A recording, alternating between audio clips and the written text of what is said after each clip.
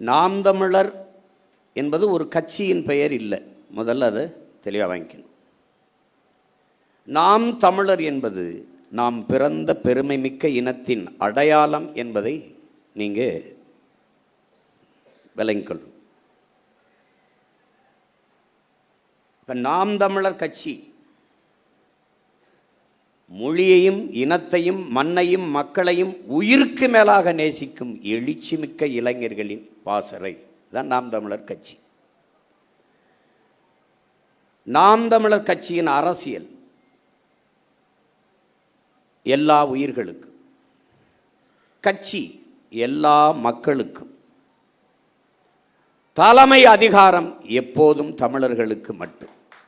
அதில் தெளிவாக விளங்கி இந்த கட்சியில் இருப்பதற்கு, இணைவதற்கு, தளபதியாக இருப்பதற்கு, தம்பியாக இருக்கிறதுக்கு எந்த தகுதியும் தேவையில்லை. ஆனால் இந்த இயக்கத்தில் தளபதியாக இருக்கிறதுக்கு நிறைய தகுதிகள் தேவைப்படுகிறது.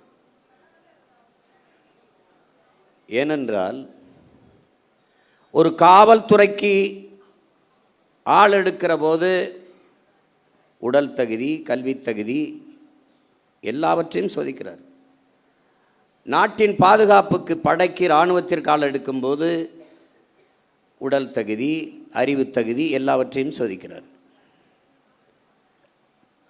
நீண்ட காலமாக அடிமைப்பட்டு கிடக்கிற அன்னை தமிழ் சமூகம் ஒரு தேசிய இனத்தின் விடுதலைக்காக ஒரு மக்கள் புரட்சியை முன்னெடுக்கிற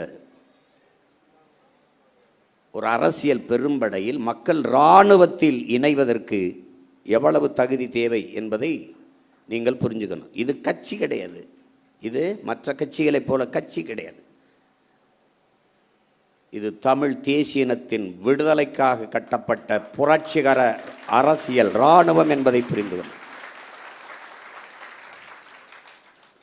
போர் என்பது ரத்தம் சிந்தும் அரசியல், அரசியல் என்பது ரத்தம் சிந்தாத போர் என்கிறான் மாசேத்து. என்ன அன்னை தமிழினத்தின் விடுதலைக்காக நம்முயிர் தலைவன் மேதகவே பிரபாகரன் ரத்தம் சிந்தும் புரட்சிகர அரசியல் போரை செய்தான். அவன் பிள்ளைகள் நாம் ரத்தம் சிந்தாத அரசியல் போரை இந்த தாய் நிலத்தில் செய்து கொண்டிருக்கிறோம். அவசியப்பட்டால் அதையும் சிந்துவோம்.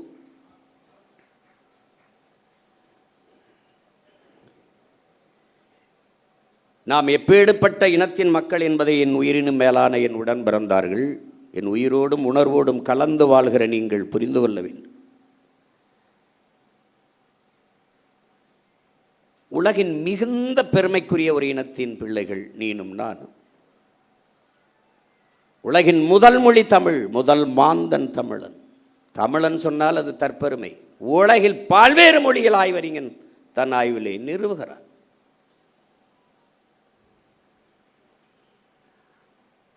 தன் தாய்மொழியிலே ஆகச் சிறந்த இலக்கியங்களை படிக்கக்கூடிய வாய்ப்பை பெற்ற ஒரு இனம் தமிழ் பேரினம்.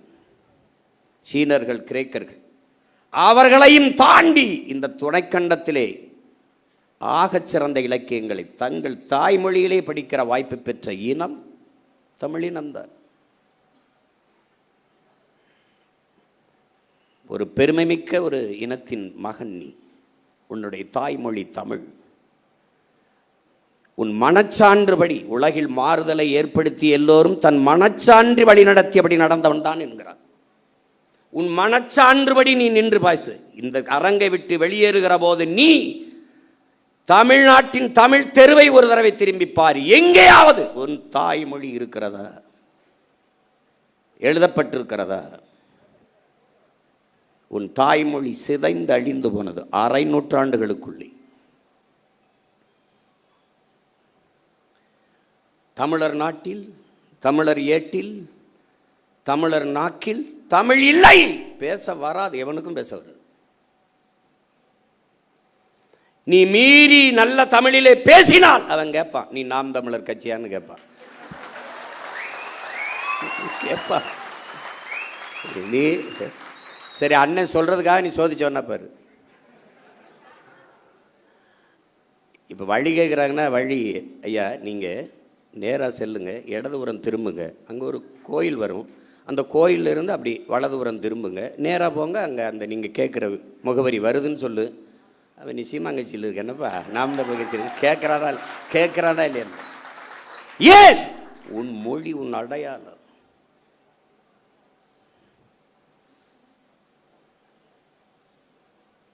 சீனாவில் இஸ்லாத்தை ஏற்றவன் இருக்கான், அவன் சீன மொழியில் தான் பேர் வச்சிருக்கான்.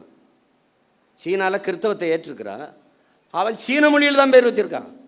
ஆனால் நான் ஏற்றிருக்கிறேன் கிறிஸ்தவத்தை. ஆண்டனி, பிரிட்டோ, சேவியர் தான் பேர் வச்சிருக்கேன். ஏன் இஸ்லாத்தை தூய தமிழில் ஏற்க முடியாது? எங்கள் அப்பா மனைவி முஸ்தபா தன் மகனுக்கு செம்மல் என்றும் அது பேர் வைக்கலையா? செம்மொழி என்றும் பேர் வைக்கலையா? இப்போ நான் வைக்கல, என் பிள்ளைகளுக்கெல்லாம். யூசுப்பு, எல்லாலன் யூசுப்பு, தமிழன், இஸ்லாத்தை ஏற்றுக்கிறேன். தட்சாலி வரானார், அவனுக்கு தெரியுது படிச்சுன்னு. ஹசானா, அருள்மொழி ஹசானா. உசேன், தமிழ் மகன் உசேன். என் தம்பி மகன் அபு மகனுக்கு நான் பேர் வைக்கலையா? முகம்மது, செம்மல் முகம்மது. தமிழன், நான் இஸ்லாத்தை ஏற்றிருக்கிறேன். என் மகன் வளர்ந்து சொல்லுவான், எங்கள் பெரியப்பா வச்சிருக்காப்புல, என்ன செம்மல், முழு பேர் செம்மல் முகம்மது, தெரியுது நான் இஸ்லாத்தை ஏற்றிருக்கேன். இதான் என் அடையாளம். எங்கே தொலைச்சிருக்க பாரு நீ. உனக்கு மாத்திரையிலிருந்து ஆரம்பிச்சான்டா, அனால்ஜின், நோவால்ஜின், அதெல்லாம் இப்போ டீ காஃபி எல்லாம் தமிழில் தானே. நேரம் என்னன்னு எவனாவது கேட்குறான்னா, டைம் ப்ளீஸ், டைம் என்ன? அப்போ ஒரு அறை விடணும்டா, செவில சேர்த்து அடிக்கணும்டா, செவில சேர்த்து அறையணும்.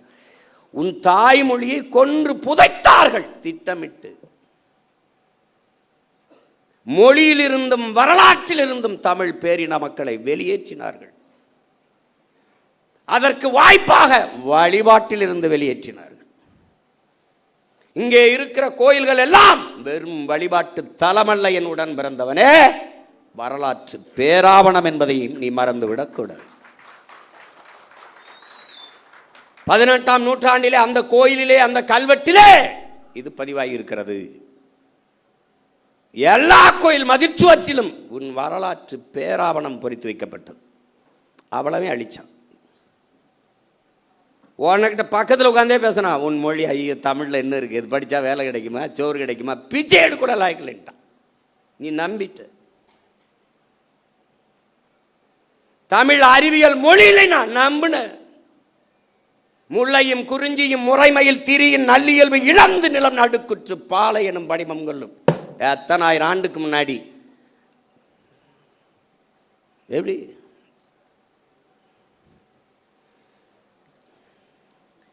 என்னடா நீ படிச்சிருக்க? பொழிப்புரை இல்லாமல் திருக்குறள் படி சொல்லிடுறா பார்ப்போம். சிலப்பதிகாரத்தை, கம்பராமாயணத்தை, மணிமேகலை, சிவகி சிந்தம் சொல்லிடு பார்ப்போம். அங்க ஒருத்த வந்தான். எல்லாத்துக்கும் பொழிப்புரை தேவைப்படுகிறது. கற்றறிந்த ஆண்டோர்கள் சான்றோர்களே பொழிப்புரை நூல் எடுத்து படிக்கிறதுக்கு என்ன அர்த்தம்னு தெரியல. மருங்கு வண்டு சிறந்த ஆர்ப்ப மணிப்பாடை அது போர்த்தி. மருங்கு வண்டு சிறந்த என்ன கோப்பன்னு புரியலையே. எப்படி இப்போ ஒவ்வொன்றுக்கும் பொருள் தேடிக்கிட்டு இருக்க வேண்டியது இருக்கு. ஒருத்த வந்தான், நேரடியாக மக்கள் மொழியில பாடின பொழிப்புரை தேவையில்லை. நேரடியா அச்சமில்லை, அச்சமில்லை, அச்சம் என்பது இல்லையே, உச்சி மீது வான் இடிந்து வீழுகின்ற போதிலும் அச்சமில்லை, அச்சமில்லை பாடினான். உரை நடையே சந்தத்தை வச்சு பாடிட்டான். அன்னையிலிருந்து தமிழ் வேற வடிவத்துக்கு திரும்பிட்டு. என்னைக்கு நீ நான் தமிழன், என் தாய்மொழி தமிழ் என்ற திமரை கொள்கிறியோ, அன்றைக்கு இந்த இனம் எழும்டா, விடுதலை அடைம்டா. உன் உள்ளத்தில் எழுதின ஆங்கிலம் ஒரு மொழி, அது அறிவல்ல, அடுத்தவன் மொழி. எனக்கு எப்படி அறிவாகும்? பிளடி நான்சென்ஸ் என்னைக்கு நீ நினைக்கிறியோ அன்னைக்கு சரியாயிருந்த நாட்டில். எல்லா மொழியும் படிப்போம் நாங்கள் வாழ. எங்கள் மொழி தமிழ் படிப்போம் எங்கள் இனம் வாழ. மொழி என் முகம், என் முகவரி, என் கலை, என் இலக்கியம், என் அடையாளம், என் வரலாறு, என் அரசியல், என் உயிரடா என்று என்னைக்கு நீ நினைக்கிறியோ அன்னைக்கு வருமடா உனக்கு உணர்வு, மானம், வீரம், ரோசம் எல்லாம் வரும்டா. நீ தமிழ் என்று உச்சரிக்காதவன், தமிழன் என்று உச்சரிக்காதவன் நாட்டை கொடுத்துட்டு எங்களை நடு ரோட்டில் போட்டு நிறுத்திட்டியடா பைத்தியக்கார. பைத்தியக்கார. நடிகனுக்கும் தலைவனுக்கும் வித்தியாசம் தருதல கூட்டமே. தலைவன் எவன் தலைவன்? இவன் தலைவனடா, இவன் தலைவனடா. வெண்கலைவனடா. எங்களுக்கெல்லாம் ஒரு பெருமிதமும் திமிரும் இருக்குடா. என்னடா என்னங்களை சொல்ல முடியும்? புறம் பேசுவ, அவதூறு பேசுவ, பொய்யை பரப்புவ, கட்டமைப்ப, வேற என்ன பேசுவ நீ? திரள் நிதி திருடர்கள். திரள் நிதி திருடன் இவ்வளவு நாள் சொல்லிக்கிட்டு இருந்தவன் யாரு? திருட்டு நிதிக்காரன். இப்ப சொல்ற ஐயோக்கியப்ப யாரு? பிளாக் டிக்கெட்காரன்.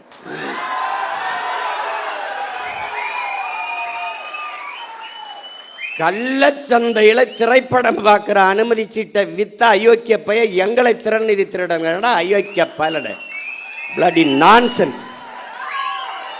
தம்பி, ஆட்டம் ஒரு மாறி மாறி தான் ஆடுவோம். இந்த ஆட்டம் உங்க கையில் இருக்கு. உங்க காலில் இருக்கிற பந்து ஒரு நாள் எங்கள் கால்களுக்கு வரும். பார்த்து ஆடணும், பார்த்து பேசணும். வாதத்தில் தோற்பவன் அவதூறை கையில் எடுப்பாங்கிறான் சாக்ரட்டிஸ். இவன் அறிவு கட்ட மேலவன். நம்ம கேள்விக்கு பதில் தானே சொல்லணும், சொல்ல தெரியாது. தெரியாதா? அவர் பொய்யா பேசுவார், ஒரு பொய் சொல்றார். திரள் நிதி ஆமாடா, மக்கள் இயக்கம் மக்கள்கிட்ட தான்டா பெற முடியும். நீ வாக்கு என்ன நீயே வாடா குத்திக்கிட்ட? மக்கள்கிட்ட தானடா கேட்ட. அப்புறம் நான் வாக்கையும் கேட்குறேன், வலிமையும் கேட்குறேன். இனமாகவும் பணமாகவும் என் மக்கள் தான் எங்களோட நிற்கணும். கட்சி காசில் ஒரு தேநீர் அருந்த மாட்டோம்டா நாங்கள். திரள் நிதி காசில் இன்னும் கார் வாங்கிட்டா இன்னும் உங்க ஆத்தா பத்தா தாலி எடுத்து வித்தாடா வாங்கணும். என்னடா பென்ஸ் கார் வாங்கிட்டாரு சீமான். பென்ஸ் கார், ஃப்ளைட் வாங்கி ஓட்ட போற, ஃப்ளைட் சொந்தமா ஃப்ளைட். எங்க அம்மா எங்க அம்மா தமிழ் செல்வி சொன்னாங்கல்ல, சோழனா பை போட்டு தேஞ்ச ரப்பர் செருப்பு, ஒரு செருப்பை போட்டுக்கிட்டு அப்படியே பழைய ஜிப்பா போட்டுக்கிட்டு இப்படி தான்டா பேசியிருந்தான். 7 லட்சம் மக்களை திருச்சியில் திரட்டி தமிழ் தேசிய அரசியல் பக்கம் நிறுத்துக்கான ஒருத்தர், ஒரு சாதாரண மகன். ஏண்டா எங்களை இந்த சும்பப்பல் உலகம் பூரா எத்தனை கோடி மக்கள் எங்களை உயிராக நேசித்து பெத்த பிள்ளை போல நேசிக்க எத்தனை பேரன்பு கொண்ட எங்கள் சொந்தக்காரர் இருக்கான். அவன் என்னடா இந்த காரு, இந்த பிச்சைக்கார காரு நாங்கள் வேணாம்னு வச்சுருக்கோம்டா. அதெல்லாம் வேணாங்க, எனக்கு இது போதும் அப்படின்னு. அது என் மருமே ஒரு நாள் இந்த காரில் வண்டியில் வந்தாப்புல வந்துட்டு அவர் திடீர்னு, மாமா இவ்வளோ தூரம் பயணத்தில் இது எப்படி மாமா, அவராக காசை கட்டி வாங்கிட்டு நிறுத்திட்டு போனாப்புல. பொறுக்கலை. இப்போ நான் சொந்தமாக விண்ணூர்தி வாங்கி ஓட்டினா என்னடா பண்ணுவீங்க?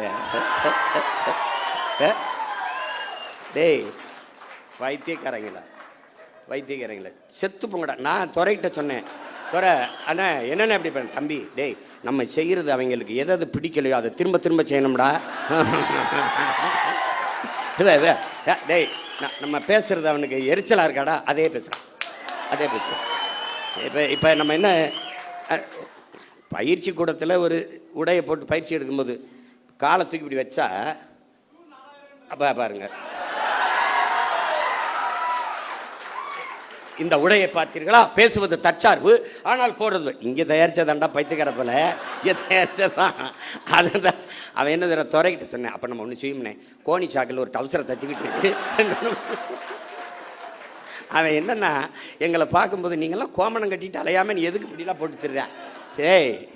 டேய் உங்களை எல்லாம் வர டே இருங்கடா தம்பி, கொள்ள வெறியில் இருக்கோம் பார்த்துருது. புரியுதா? பேசவே ஆரம்பிக்கல. எதிர்க்கட்டே எதிர்க்கலடா, களத்துக்கு என்ன நாங்கள் வரலடா. வந்தா என்னடா அவங்க சில கேள்விகள் கேட்குறோம். சில கேள்விகள் நாங்கள் ஏற்றுக்கொண்ட தலைமை என்பது எப்படிப்பட்டது? உலகத்தில் எந்த இனத்திற்கும் எங்கள் தலைவனை போல தலைவன் வாச்சிருக்க மாட்டான். என் தம்பி வெற்றிச்செலன் சொன்னான்ல, 3 தலைமுறை தன் இன விடுதலைக்கு களத்திலே நின்றவன் உலக வரலாற்றிலே எங்கள் தலைவன் தான். அவன் நின்றான், அவன் மகன் நின்றான், மகள் நின்றான், அவன் உயிர் துணையாக என் அண்ணி மதிவதனியும் நின்றான். இறுதி கட்டத்தில் தன் தாயும் தந்தையும் களத்திலே கொண்டு நிறுத்தினார், தன்னோட வைத்திருந்தார். 3 தலைமுறையும் தன் இன விடுதலைக்கு பலியானது உலக வரலாற்றிலே என்னுயிர் தலைவன் பிரபாகரனும் அவன் குடும்பம் தான். எத்தனை பெருமைடா, சொல்லி முடிக்க முடியாது. அவ்வளவு பெரிய வரலாறு. அவன் பிரபாகரன் என்பது பெயர் சொல்லல்ல, அவனே ஒரு பேரினத்தின் வரலாறு.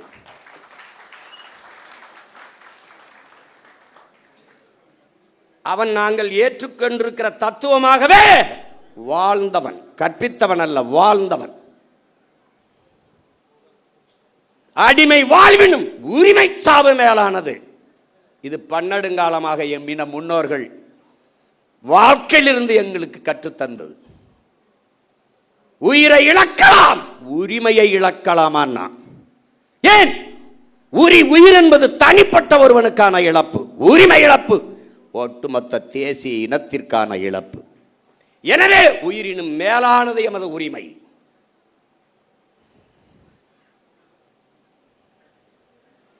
மண்டியிட்டு வாழ்வதை விட மானத்தோடு மடிவது மேலானது.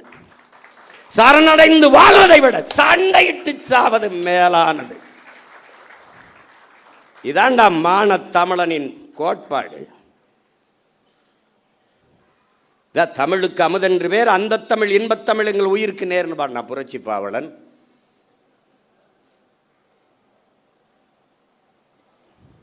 தமிழர் என்று ஒரு இனம் உண்டு, தனித்தே அவருக்கு ஒரு குணம் உண்டுன்னா எங்களுடைய தாத்தன் நாமக்கல் கவிஞர் ராமலிங்கம் பிள்ளை. அன்பே அவரது மொழியாம், அமிழ்தம் அவரது மொழியாம், அன்பே அவரது வழியாம்னு வந்தான். அமிழ்தம்னு ஏன் சொல்றா? இவனும் சொல்றான் தமிழுக்கு அமுதென்று பேர், அமுதுக்கும் அமுதென்று பேர், ஆனால் தமிழுக்கும் அமுதென்று பேர். அமிழ்தம் அவரது மொழியாம், அன்பே அவரது வழியாம். அமிழ் தமிழ் தமிழ் தமிழ் தமிழ் தமிழ் தமிழ் தமிழ் தமிழ் தமிழ் தமிழ் என்று வேகமாக சொல்லிக்கொண்டே நீ போனால் அது தமிழ் தமிழ் தமிழ் என்று கேட்கும். தமிழ் தமிழ் தமிழ் தமிழ் என்று வேகமாக சொல்லிக்கொண்டே போனால் அது அமிழ் அமிழ்து அமிழ்து அமிழ்து என்று கேட்கும். அதனால் தமிழுக்கும் அமுதென்று பேர்.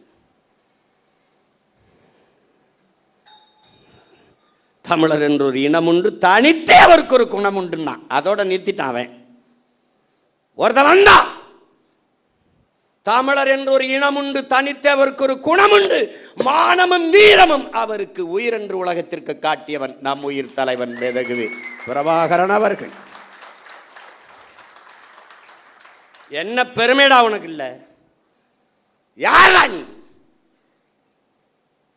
தமிழன் பெருமைக்குரியவன். காரணம், தமிழ் பெருங்குடியில் பிறந்ததனாலேயே தமிழன் பெருமைக்குரியவன். நம் புரட்சி பாவலன். நீ யாரா? நீ தமிழன்டா. நான் தமிழன், நீ தமிழன். அந்த திமிரும் நிமிர்வும் வந்து விட்டால் நம்மளை ஒரு பய வீழ்த்த முடியாது. ஏன் போட்டோம், எதுக்கு போட்டோம், வேட்பாளர் எவன் படிச்சிருக்கானா, யாரு இவரா நம்ம ஒரு எம்எல்ஏ, அவருக்கே தெரியல. இவர் சீட்டு கொடுத்தோமா, ஜெயிச்சாரா, இவர் மந்திரியா, என்ன செய்யறதுன்னு தெரியல.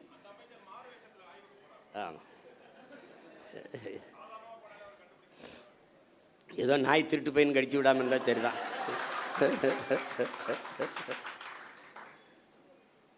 நமக்கு ஒரு கனவு இருக்கிறது, நம் தலைவர் நமக்கு கையளித்த பெருங்கனவு இருக்கிறது. நம்முடைய முன்னோர்கள் தூக்கி சுமந்த கனவு நம் தலைவர் கையில், நம் தலைவனும் பல்லாயிரக்கணக்கான நமது மாவீரர்களும் சுமந்த கனவு இன்று நமது கைகள். களம்பேறு காலம்பேறு, கனவு ஒன்றுதான். தம்பி வெற்றிச்செலன் சொன்னது போல நான் முன்வைத்ததுதான், இலக்கு ஒன்றுதான், நம் இனத்தின் விடுதலை.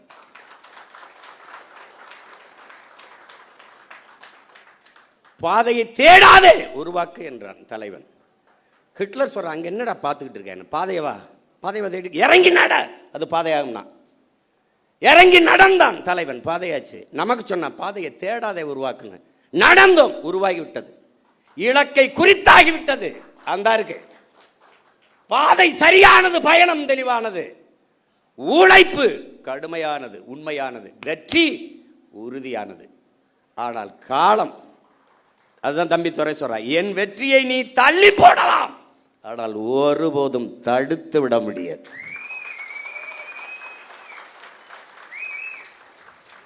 ஜஸ்ட் டிலே, அவ்வளவுதான். நீ ஒண்ணுமே செய்ய முடியாது. ஏன்னா நானா வந்தவன் இல்லை, உங்களை மாதிரி ஆசைப்பட்டு முதலமைச்சராக வந்தவன் இல்லை. நான் காலம் என்னை இறக்கி விட்டுச்சு. நான் படம் எடுத்து பிழைக்க தான் வந்தேன், அதான் செஞ்சுக்கிட்டு இருந்தேன். என்னை தள்ளி விட்டுச்சு. யாரா என்னை தள்ளி விட்டதுன்னு என்ன ஒரு தடவை கிணத்துக்குள்ள குதிச்சு கேட்பார்ல, அந்த மாதிரி என்னை தள்ளி விட்டது. நான் என் வீட்டு வாலி விழுந்துருச்சு, நான் கிணத்துக்குள்ளே குதித்தேன். மூழ்கி போகும்போது என் பரம்பரையே உள்ள கிடக்குன்னு தெரிஞ்சு அப்புறம் இந்த வேலையை நான் செய்ய வேண்டியது வந்துச்சு. உனக்கு புரியுதுன்னு நினைக்கிறேன். அதனால் இது நான் விரும்பி வந்தது அல்ல, காலம் எனக்கு கையளித்த கடமை. வரலாறு எனக்கு வார்த்து கொடுத்த மாபெரும் பொறுப்பு. சரி, இல்லைடா, நாங்கள் இல்லை, நான் இல்லை, நாம் தமிழர் இல்லை, வெளியேறிட்டோம். நாதிர்கடா உனக்கு. தமிழ் என்று, தமிழர் என்று, காடு என்று, செடி என்று, மலை என்று, ஆறு என்று, அருவி என்று, நிலம் என்று, வளம் என்று சொல்வதற்கு உனக்கு ஒருத்தர் காணோம். ஒரு வீர மகன் ஒருத்தன் கிடையாது. உலகத்தில் ஒரு மகன், அண்ணன் தம்பி, தலைவன் தம்பி, அதெல்லாம் தாண்டி அப்பா மகனுக்கு இருக்கிற ஒரு பிணைப்பு. என் தங்கச்சி கூட சொல்லுவாள், அவன் வரும்போது தம்பி அவன் தான், போகும்போது மூத்த மகனாக போனான்னு பேட்டியில் சொல்லியிருப்பா. பாரு, எனக்கு ஒரு தலைவன் தன் பிள்ளையை ஊருக்கு அனுப்பும்போது இங்கே வரு, சாக துணிஞ்சிருங்க, எல்லாமே உங்களுக்கு சாதாரணமாக போயிடும். நபல சத்தியம் சொல்கிறேன். இந்த பாரு, தன் எனக்கிட்ட சொல்லி அனுப்பும்போது ஒரே வார்த்தை தான், சாக துணிஞ்சிருங்க, உங்களுக்கு எல்லாமே சாதாரணமாயிரும். இல்லைன்னா அன்னைக்கு காங்கிரஸ் ஆண்டுகிட்டு இருக்கு, இங்கே திமுக ஆண்டுகிட்டு இருக்கு. ஒரு பையன் இவ்வளவு கூட்டம்லாம் இல்லை, ஒத்தை மகன் கருத்தரவா கத்தி. எனக்கு இவன் வரவெல்லாம் பாடம் எடுக்கிறது, கொள்கை உறுதியை பற்றியும் நிலைப்பாடு பற்றி எனக்கு கூட்டணி வச்சுடுறாப்ல, பாட்டு அப்படி சொல்கிறேன். வைத்துக்காரடே, போகிறதுன்னு ஆயிடுச்சு, போய் அங்கிட்டு போய் எதாவது பொழைச்சிட்டு போவா, போகிற போக்கில் அதை புலம்பிட்டு போகாது. கூட்டணி வைக்கிறதுனா எத்தனை பேர் பேசியிருப்பான். ஒரு விழுக்காடு விழுக்காடு வைக்கிறவன்ட்டு அவளை பேசும்போது 8.5 விழுக்காடு 36 லட்சம் வாக்கை தொட்டவனை எவ்வளோ பேரம் பேசியிருப்பான். போயிருக்க முடியாதா?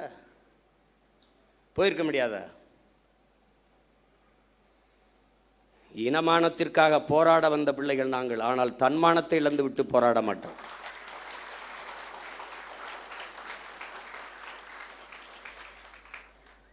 தோத்துட்டு போகிறோம், யார்கிட்ட தோக்குறோம்? தோல்வி எங்களுக்கானதில்லை. என் தம்பி சொன்ன மாதிரி, எங்கள் ஐயா பொதுச் செயலாளர் திருமால் செல்வன் சொன்னது மாதிரி, இனத்திற்கானது. என் மக்கள் முடிவு செய்கிறார்கள், அவர்களுக்கு இது சரி என்று செய்யுங்க, அவ்வளோதான். சாதி பார்த்து போடாதே ஓட்டு, போட்டால் அந்த ஓட்டு எனக்கு தீட்டுன்னு பேசுனது நாம். புறக்கணிக்கப்பட்ட ஒதுக்கப்பட்ட ஆதி தமிழ் சமூக மக்களுக்கு தேடி தேடி தேர்தல் நிற்க வாய்ப்பு கொடுத்தது நாம். ஆதி தமிழ் குடிகளுக்கு 16 22 தொகுதி பொது தொகுதியிலே நிறுத்தினது நாம். 21 16 தொகுதிகளை தேர்வு செய்து பொது தொகுதியிலே நிறுத்தினது நாம். பிறகு இந்த போது எல்லாருக்கும் நாவிதர், குயவர், வண்ணார், இது இந்த மாதிரி பழங்குடி மக்கள், ஷெட்யூல் ட்ரைப், இந்த மாதிரி இவங்களுக்கெல்லாம் கொடுக்க வேண்டியதுனால, தச்சர், இவங்களுக்கெல்லாம் நிராகரிக்கப்பட்ட தமிழ் சமூகம். ஒரு தடவை கூட அவன் வென்றதில்லை. எவ்வளோ பெரிய வரலாற்றில் எவ்வளோ பெரிய துயரம் பாரு. இவன் சோசியலிசம் வா, கம்யூனிசம் வா, ரெவல்யூஷன் வா, அது வா, ஒன்றும் கிடையாது, ஒருத்தனும் செய்யலை. அதனால் இந்த வாட்டி 8 இடம் கொடுத்தோம். ஆனால் நாங்கள் சாதியை ஒழிச்சு விட்டோம். எங்கே சாதியை ஒழிச்சிய? மாண்புமிகு தமிழக முதல்வர் ஜோசப் விஜய் அவர்கள் இத்தனை தொகுதி தமிழ்நாட்டில் இருக்கும்போது பெரம்பூரில் ஏன் நின்றார்? ஊடகங்களை துண்டிக்காமல் போடணும்.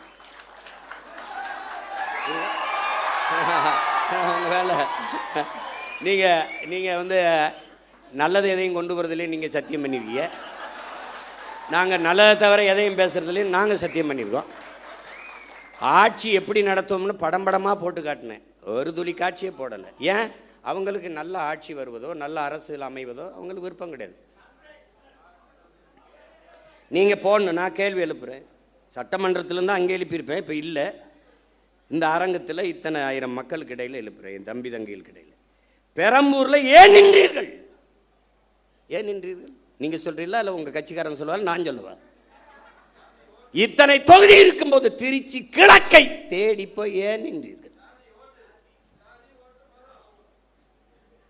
பெரம்பூரில் மதம், திருச்சி கிழக்கில் சாதியும் மதம்.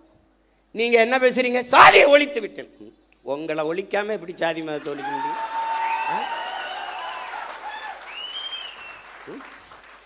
நடிக்கும் போது வராத ஜோசப்பு அரசியல் வரும்போது ஜோசப்பு. இப்ப முதலமைச்சர் ஆயிட்ட பிறகு ஜோசப் விஜய், ஜோசப் விஜய். அந்த படங்களை திருப்பி ஜோசப் விஜய். ஏன் அந்த முதல் படத்தில் அறிமுகம் முகமது ஜோசப் விஜய்ன்னு போடல? எப்படி எப்படி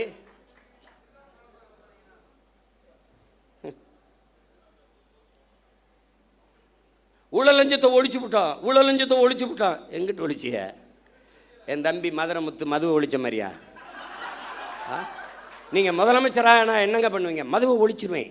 எப்படி ஒழிப்பிய? இப்படி கேட்பீங்கன்னு அந்த வரங்க ஒழிச்சு வச்சிருக்கீங்க அப்படின்னு ஒரு ஒழிச்சு வச்சுட்டு வர. வாய்கிட்ட ஒழிக்கிறது இல்லை. இவங்க பண்ற சேட்டை பாருங்களேன். போதைப்பொருள், போதைப்பொருள், போதைப்பொருள் ஒழிப்புக்கு ஒரு விழிப்புணர்வு தொடர் ஓட்டம். மாண்புமிகு முதல்வர் அவர்களே, ஓடி ஒழிக்கிறது இல்லை, போதைப் பொருளை தேடி ஒழிக்கணும். இப்போ ஓடுனீங்க ஓடுனீங்க ஓடுனீங்க ஓ மாநாவதில் 3 கிலோமீட்டர் ஓடுகிற ஒரே முதலமைச்சர் 12 கிலோமீட்டர் ஓடுவேன். ஓட விட என்னோட டேய் என் தம்பி பாலாட்ட கேளு. எல்லாரும் ஒய்எம்சிக்குள்ளே ஓடுறான், ஒய்எம்சியை சுற்றி ஓடுறான்டா கருவாப்பையம்மா. அவட போய் கேளுங்க. ஏய் இதெல்லாம் ஒரு பெருமை. போதை பொருளை ஒழிஞ்சிருச்சா? ஓடுனீங்க ஒழிஞ்சிருச்சா? போதை என்பதற்கான வரையறை என்ன? மாண்புமிகு முதல்வர் அவர் ஜோசப் விஜய் வரையில் போதை என்பது போதைப் பொருளுக்கானது என்ன? திடப்போதை, கொக்கைன், கஞ்சா, அபின், மெத்தப்பட்டமீன், மெத்தப்பட்டமீன், அப்புறம் வேறு என்ன இருக்குது? அபின், குட்கா, இதெல்லாம் தான் போதைப் பொருள் நினச்சிக்கிட்டு இருக்கீங்க. அப்போ நீங்கள் இந்த தெருவுக்கு தெரு திறந்துருக்க டாஸ் மார்க்கு, அதில் விற்கிற பீரு, பிராண்டி, விஸ்கி, ரம்மு, ஜின்னு, ஒயின், இதெல்லாம் கரும்புச்சாரா இல்லை பழச்சாரா இல்லை கோயிலில் கொடுக்குற புனித நீர் தீர்த்தமா? அது என்ன பேர்? அது எப்படி? இவங்க மாற்றம் என்னங்கிற? என்ன மாற்றங்கிற? இதே பேசுறது நம்ம மாற்றம்னு சொல்றதுனால மாத்திட்டோம், நாங்க மாற்றம். என்ன மாற்றம்? என்ன மாற்றம்? இந்த திராவிட கட்சிகள் அரை நூற்றாண்டுகளாக வெறும் செய்தி அரசியல், விளம்பர அரசியல் தான் செய்தது. சேவை அரசியல் செய்யவில்லை, செய்யாது. தேர்தல் அரசியலே செய்தது, மக்கள் அரசியல் செய்யல, செய்யாது. அதேதான் இவர் செய்யறது.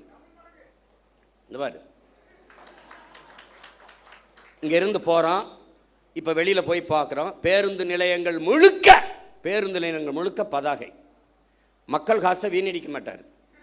அதில் வச்சிருக்காப்புல 717 சில்லறை மதுக்கடைகளை மூடியது வெற்றி தமிழகம், வெற்றியை நோக்கி தமிழகம். அப்படி சிரிச்சு உட்கார்ந்துருக்காப்புல. இதைத்தான் அவர் பண்ணாப்புல. அவர் என்னன்னா, நான் முதல்வன். செப்டம்பர் 16 குடும்ப தலைவிக்கு 1000 பூ கட்டுற ஒரு அம்மா, பாத்திரம் தைக்கிற அம்மா படத்தில் இருக்கு. நான் தினம் திரும்பி பார்த்தே போவேன்ல, நான் வேற புதுச்சேரியிலேருந்துல வரணும். தினம் உள்ள தெருவில் பூரா பார்க்குறேன், நிறைய பேருந்து கிடக்கிறேன்ல, பேருந்து நிலையங்களை பார்ப்பேன்.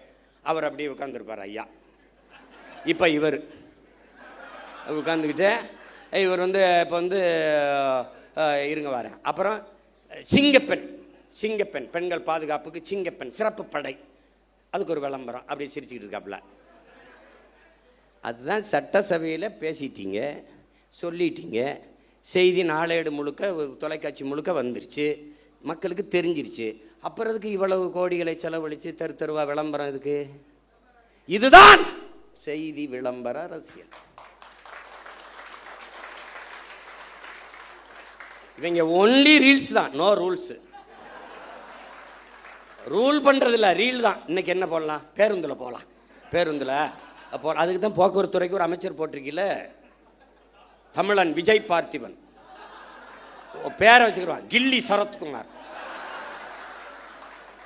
திருப்பாச்சி வெட்டர்வால், எதையோ ஒன்று வச்சுக்கிறது, பேரை வச்சுக்கிட்டு சூப்பராயன் அப்படி எதோ ஐயா வச்சுக்கிற மாதிரி எதையோ வச்சுக்கிறது. அவன் இந்த சரத்குமாருங்கிற அவன் எப்படிப்பட்ட வீரன்? அது கிள்ளி சரத்து அதெல்லாம் அவங்க அவங்க சமாளிக்கிறாங்க. டே எல்லாத்தையும் சரி பண்ண நினைக்கிறாங்கடா. ஆமாம் தவறுங்க அப்படின்னு சொல்லி அதை திருத்திக்கிறது கிடையாது. தவறு தான், இனிமேல் இல்லை அப்படின்னு சொல்லணும்ல. விளையாட்டு போட்டி கிரிக்கெட்டு ஐபிஎல் பார்க்க போகிறாரு. சரி போகிறாரு. குழந்தைக்கு உடம்பு முடியல. எவனாவது நல்ல தகப்பன் உடம்பு முடியாத குழந்தையை தூக்கிட்டு, சின்ன குழந்தையை தூக்கிட்டு ஐபிஎல் பார்க்க போவானா? இவனுக்கிட்ட இவ்வளோ பெரிய பொறுப்பை கொடுக்குறிய அமைச்சர் பதவி, அவன் என்ன வெங்காயத்தில் நிர்வாகம் பண்ணுவான்? ஒரு குழந்தைக்கு தகப்பனாக இருக்க தகுதியற்ற ஒருவனை எப்படா நீ மந்திரி ஆகுறீங்க? எப்படி மந்திரி ஆகுன?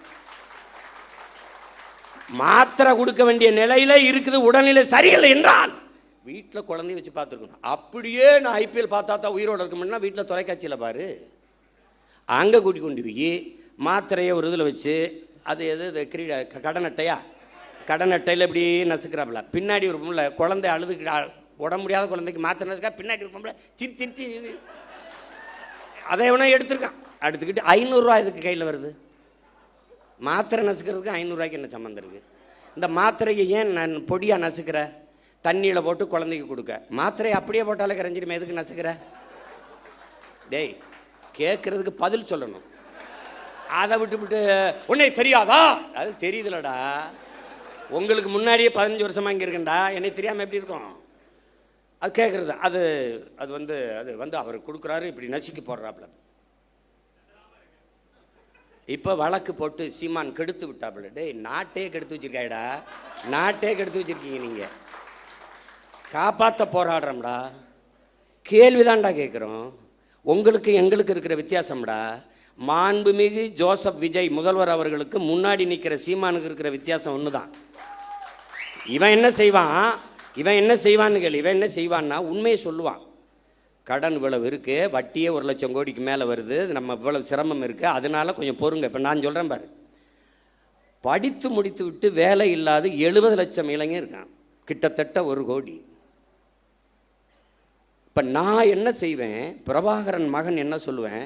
காமராஜரனுடைய பெருந்தலைவனின் பேரன், வஉசியின் வாரிசு, தெய்வ திருமகன் முத்துராமலிங்க தேவரின் பேரன், தீரன் சின்னமலையின் வாரிசு, அயோத்தியாசர் ரெட்டமலை சீனிவாசனுடைய பேரன். நான் என்ன சொல்லுவேன்னு கேளு. சிங்காரவேலர் ஜீவானந்தத்தின் பேரன் என்ன சொல்வேன்னா, படித்து முடித்து விட்டு வேலை இல்லாத பட்டதாரிகளுக்கு, இளைஞர்களுக்கு வேலை தாரேன், அரசு வேலை தாரேன். அது எந்த வேலைன்னு கேட்காத, வேலை தர்றேன், உனக்கு வேலை தர்றேன். இது நான். நீங்கெல்லாம் வந்து வேலை இல்லாத இளைஞருக்கு 4000 தர்றேன். ஒரு தலைவன் என்பவன் நிலையான தீர்வை நோக்கி நகர்த்தணும்டா. அதான்டா கனவு, அதான் விஷன், அதான் ட்ரீம். ஒரு தொலைநோக்கு இருக்கணும். நான் வேலை தர்றேன். எப்படி தெரியும்? டாக்டர் இவ்வளோதான்டா இருக்கு. அடே ஐஏஎஸ்ஏ மொத்தம் 7500. இந்தியா முழுமைக்கு எவ்வளோ? 5800 300. இவ்வளோதான்டா ஐஏஎஸ். ஐபிஎஸ் எவ்வளோடா? 7000. எவ்வளோடா முதல்ல? எவ்வளோடா? ஒரு 7500 7800 8000 இருக்கும். இவ்வளோதான். நான் எல்லாம் ஐபிஎஸ் சோறு அது எங்கள் ஆத்தா அப்போ தான் ஊற்றணும். இப்போ நான் என்ன சொல்கிறேன், இந்த பணிகள் அப்படியே இருக்கட்டும். இதோடு ஆடு மாடு வளர்த்தல், நாட்டுக்கோழி வளர்த்தல், பட்டுப்பூச்சி வளர்த்தல், வேளாண்மை செய்தல், இதையெல்லாம் அரசு பணியாக மாற்றிவிட்டால் கூடுதலாக வேலை வாய்ப்பு வாழ்விடத்தில் கிடைச்சிடும். இப்போ உதாரணமாக ஒரு சிக்கல் பாரு. இந்த கறிக்கோழிக்காரம்பரம் போராட்டம் நடத்துறதுக்கு தயாராக இருந்தான். ஏன்னா வெளியிலிருந்து வர்றவன் கூடுதலாக இறைய கொடுத்து எடையை கூட்டி தள்ளிடுறான். இங்கே அது வரும்போதே எல்லாம் போய் இங்கே நிற்கும்போது அங்கே ஏற்றுறதுல இருக்க இடம் இங்கே இறக்கும்போது இருக்குல்ல, நான் போராட்டம்னு. நான் என்ன கேட்குறேன், நீ என்ன மயத்துக்கு அங்கேருந்து ஏற்றுற? நீ இங்கே வளர்க்க வேண்டியதானே? அப்போ திங்கிறதுக்கு லக் பீஸ். அப்போ என்ன சொல்லணும்னா, இந்த பலகையை தேய்க்கிறதுக்கு எங்கள் ஊர் உப்பு காய்ந்து வச்சுருப்பான். நீ தானே இந்த ஆடு மாடு வளர்க்குறது அவமானமாக பேசினவன் தம்பி. இந்த வலையொலியில் இருக்குன்னா குறித்து வச்சுக்கணும். தோற மகளே குறித்து வச்சுக்கணுமா? டே அவனை இவன்தாப்பா கொண்டாப்பா நாக்க போடுறான், அங்கிட்டு இழுத்துக்கடா, நல்லா தேய்ச்சி இருட்டுக்குள்ளே போட்டு 1 வாரம் அண்ணன் தண்ணி சோறு இல்லாமல் போட்டு உன்னை கொள்ளலாம் பார்த்துரு. நீ வருது ஆடு மாடு போய் சொல்லுவாடு. டேய் உனக்கு மேய்க்க வைக்க இருந்தால் வெளில போடா நாயே. சீனக்காரன் 1 லட்ச ரூபாய் மாதம் சம்பளம், ஆடு மேய்க்க எனக்கு ஆட்கள் தேவை. என்னன்னா பல ஆயிரக்கணக்கில் விண்ணப்பிச்சிட்டான். நான் கேட்டேன், சீனாக்காரன் சொன்னால் ரசிக்கிற, சீமான் சொன்னால் சிரிக்கிறிய, ஏண்டா உனக்கு என்னடா பிரச்சனை? ஆள் தான் பிரச்சனை. இப்போ என் தம்பி துறை சொல்கிறான்ல, நானே இப்போ யுவான் ஷுவாங் மாதிரி கபான் சிங் ஃபிங்க்னு ஒரு பேரை வச்சுக்கிட்டு ஏதோ பேசியிருந்தேன்னு வச்சுக்கேன், என்னம்மா பேசுகிறான் யாவன், ஒரு கோட் போட்டுக்கணும்.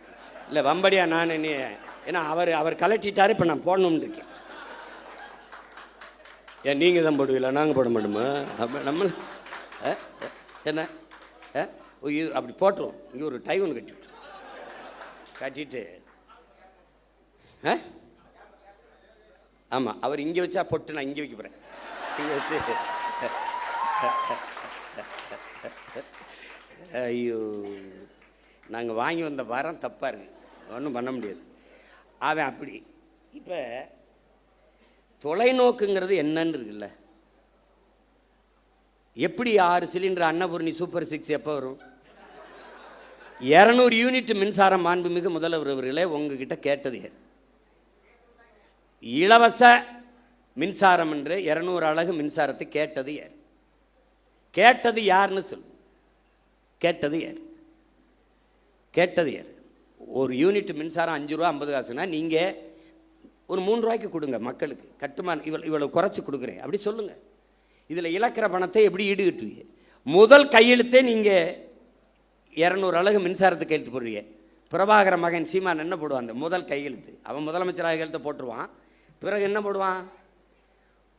கல்வி ஒன்றுதான் சமூக மாற்றத்தை, சமூக முன்னேற்றத்தை ஏற்படுத்த கருவி என்கிறார் புரட்சியாளர் அண்ணல் அம்பேத்கர் அவர். தொட்டனை தூரும் மணற்கேணி மாந்தற்கு கற்றனை தூரும் அறிவு. ஒரு நாட்டை ஆளுகிற மன்னனுக்கு அந்த நாட்டின் எல்லையில் மட்டும்தான் செல்வாக்கு, மதிப்பு. ஆனால் கற்றவனுக்கு சென்ற இடமெல்லாம் சிறப்பு என்கிறார். பிச்சை புகினும் கற்கை நன்றே என்கிறான் கொன்றை வேந்தனில் அதிவீர ராமபாண்டி. கல்வியில் இருந்துதான் ஒரு சமூகம் மேம்படணும். அப்ப அறிவு மானிட உரிமை, கல்வி மானுட உரிமை. என்ன பேசுவேன்? கல்வி மானுட உரிமை, கொடுக்க வேண்டியது அரசின் கடமை. அதை கொடுக்காமல் இருப்பது மாபெரும் கொடுமை. இதை தகர்க்கிறது. அனைவருக்கும் சரியான சமமான கல்வி தமிழ்நாடு அரசு, தமிழ்நாட்டு அரசு கொடுக்குது. தமிழ் தேசிய அரசியல் கொடுக்குது. பிரபாகரன் மகன் சீமானின் அரசு கொடுக்குது. ஏழை பணக்காரன், உயர்ந்தவன் தாழ்ந்தவன் என்று பாகுபாடின்றி எல்லோருக்கும் சரியான சமமான கல்வி, கட்டணம் இல்லாத கல்வி. அந்த இலவசங்கிற வார்த்தையே ஒழிக்கணும். கட்டணம் இல்லாது கொடுக்கிறோம். தனியார் பள்ளி கல்லூரியில் என்ன தரம் இருக்கிறது என்று என் பெற்றோர்களும் என் பிள்ளைகளும் நினைக்கிறார்களோ அதை தாண்டிய கல்வி. கல்வியில் தலை சிறந்த நாடு பின்லாந்து. 10 ஆண்டுகளில் எழுதி வை. 10 only 10 years.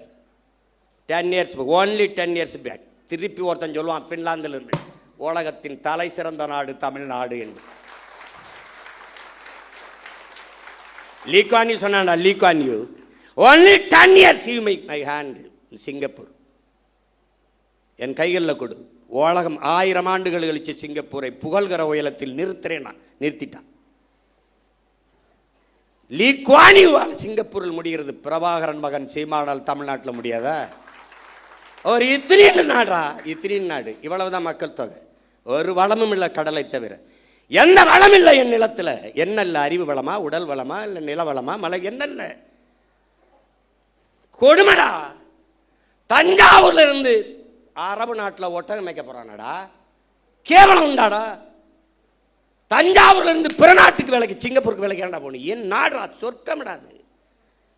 இவ்வளவு வளத்தை வச்சுக்கிட்டு போய் அரபு நாட்டில் பாலைவனத்தில் போய் ஒட்டகம் வச்சுட்டு என் பிள்ளை நிற்கிறான்டா. இது மாதிரி ஒரு கொடுமை. அரபு நாட்டில் ஒட்டகம் மேய்க்கலாம், அன்னை நிலத்தில் ஆடு மாடு மேய்க்க கூடாதாடா? என்னடா கொடுமை இது? எங்களை ஆடு மாடு மேய்க்க சொல்ல, ஒன்னே மேய்க்க சொல்ல பரதேசி பிக்காளி பல, ஒன்னே நான் மேய்க்க சொல்லடா. போடா, எழுதி வச்சுக்கடா. ஒரு நாள் அவசர கூட்டம் எங்கே நடக்குதுங்க? அந்த கூட்டு பண்ணையில் நடந்துக்கிட்டு இருக்குங்க. அங்கே உட்காந்துருக்காரு முதலமைச்சர், எல்லா அமைச்சரும் உட்காந்து போயிட்டு இருக்காங்கன்னு. நீ அங்கே வருவ. 2000 ஏக்கரில் பண்ணை இருக்கும், அங்கே கூடாரம் இருக்கும். உட்காந்துக்கிட்டு அங்கே நாங்கள் வளர்த்த நாட்டுக்கோழி வந்துக்கிட்டு இருக்கோம். அங்கே ஆட்டுக்கறி பிரியாணி போயிட்டு இருக்கோம், அதை சாப்பிட்டுருப்பான். டேய், இதெல்லாம் நான் சாதிச்சு காட்டிட்டு சாகலைன்னா நான் பிரபாகரன் மகன்லடா. பெரியமா போயிட்டு ஓடுவண்ணா கையெழுத்து. பெற்றுக் கொடுங்கள் பிள்ளைகளை, கற்றுக் கொடுக்கிறோம் நாங்கள். பிள்ளைகள் உங்கள் வீட்டின் செல்வங்கள் அல்ல, தமிழ் தேசிய நாட்டின் செல்வங்கள். முடிஞ்சு, நீ பெத்துட்டியா 3 வயசுல ஒப்படைச்சிட்டு வெளியேறிடணும். பிள்ளைக்கும் அரசுக்குமானது. நான் கேட்பேன், என்ன படிக்கிற ஐயா? ஐயா நான் டாக்டர் போயா, ஐயா நான் இன்ஜினியர் போயா, ஐயா எனக்கு பாடுறது பிடிக்கும் பாடியா, ஐயா எனக்கு ஓடுறது பிடிக்கும் ஓடியா. அதுக்குன்னு வரக்கூடாது, தொலைச்சி போடுவேன் உன்னை. ₹1 கல்வி கிடையாது. தொடக்க கல்வி முதல் ஆராய்ச்சி கல்வி வரை என் பிள்ளைக்கு தரமான கல்வி, ₹1 கட்டணம் இல்லாமல். அப்படி போட்டியலா கையெழுத்து?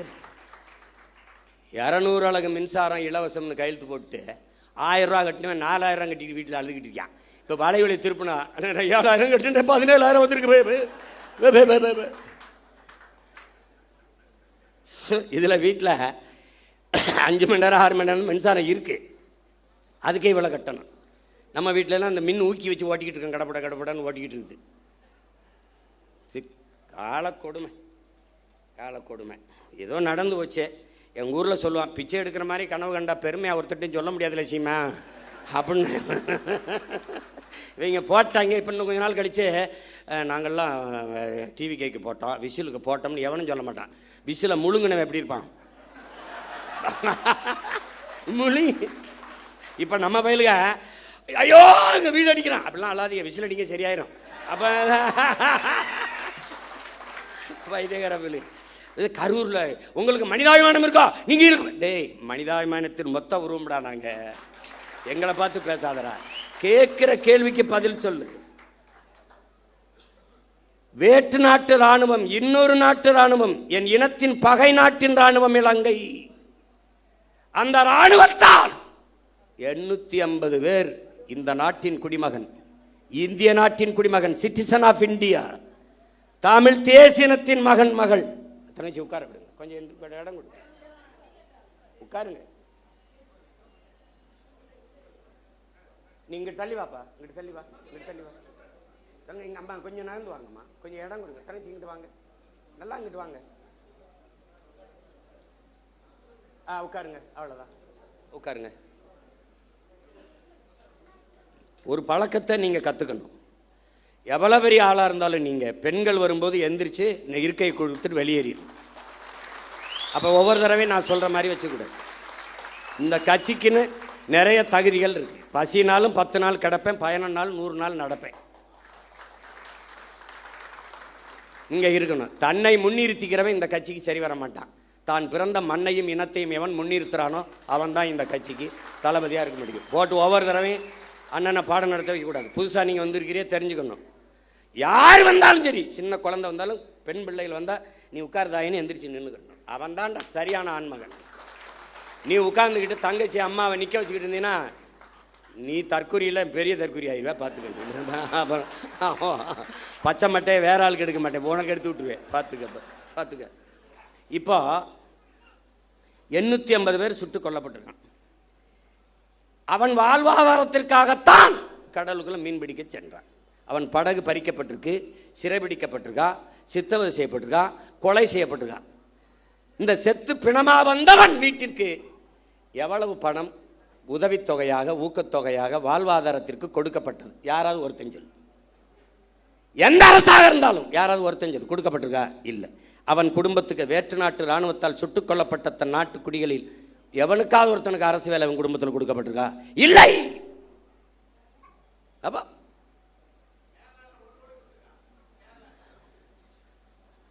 இங்க பேசு, ஏதாவது கொடுக்கப்பட்டிருக்கா? இல்லை. பெரும் வெள்ளத்தில் இதே தலைநகரில் பல குடும்பங்கள் செத்து மிதந்திருக்கு, பல பேர் உயிரற்று உடல் மிதந்து போயிருக்கு. அந்த குடும்பங்கள்லாம் இவ்வளவு ஒரு பேரிழப்பை சந்திரிச்சுக்காங்கன்னு அரசு பண்ணி கொடுக்கப்பட்டிருக்கா? இல்லை.